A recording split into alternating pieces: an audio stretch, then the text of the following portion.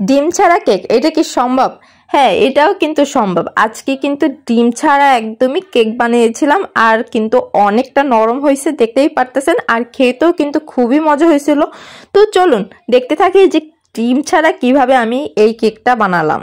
এই ছোট কেকটা বানাতে কিন্তু তেমন কিছুই প্রয়োজন হবে না। এখানে মাত্র 2 কাপের মতন ময়দা নিয়েছিলাম, আর চিনিটা আগে থেকে ব্লেন্ড করে নিয়েছিলাম। যেহেতু আমার কাছে চিনি পাউডার নাই, তাই এখানে চিনিটা ব্লেন্ড করে নিয়েছিলাম, তাতে মিক্স করতে খুবই সুবিধা হবে।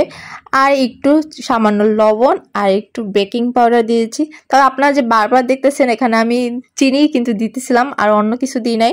তো সামান্য 1 চামচের মতন বেকিং পাউডার আর একটু লবণ, আর যেটা মেইন উপকরণ আজকের কেক বানানে, তালের গোলা। এই তালের গোলাটা কিন্তু খুবই প্রয়োজন, কারণ আজকে কেকটাই বানাবো তাল দিয়ে।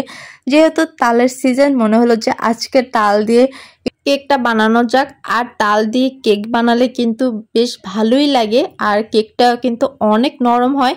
আপনি বানিয়ে দেখতেই পারেন। এরপর মনে হলো যে একটু তেল দেওয়া দরকার, হালকা হালকা মিক্স করে নিয়েছি। আর তেলটা আগে দিলেও হতো, তো আগে আমি দিতে ভুলে গেছিলাম। তারপর এখানে কিছুটা তেল অল্প অল্প করে মিক্স করে নিয়েছি। এইটা মিক্স করা হওয়ার পর ব্যাটারটা মোটামুটি হয়ে গেছে।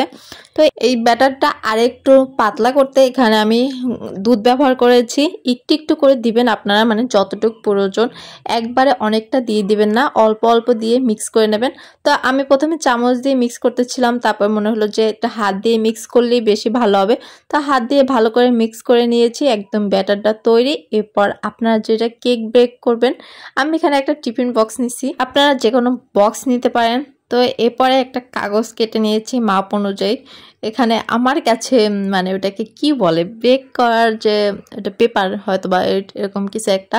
যেহেতু আমি এইসব মানে বেক টেক করি না, নিয়মিত কেক টেক ওরকম বানানো হয় না, তাই আমার কাছে ওরকম আপাতত কিছুই নাই।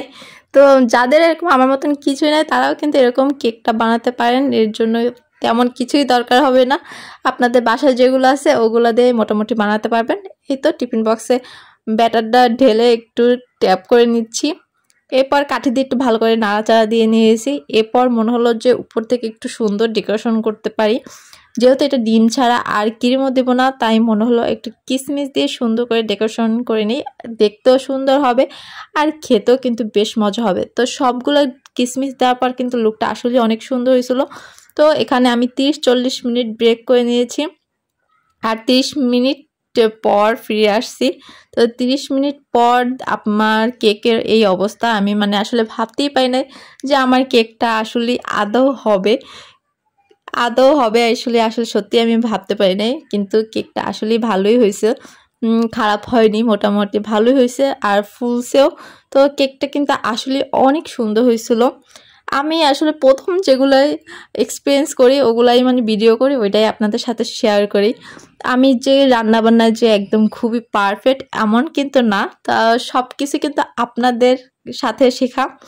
আমি মানে ইউটিউবে বা টুকটাক এরকম ভিডিও আসে সামনে, ওগুলো দেখি বানাতে যাই, আর বানানোর পর কীটা রেজাল্ট আসে সেটা আপনাদের সাথে শেয়ার করি। এই তো কেকটা কিন্তু আমার ভালোই হয়েছিল, আর বেশ কিন্তু নরমই হয়েছিল, আর খেতেও কিন্তু বেশ মজা হয়েছিল।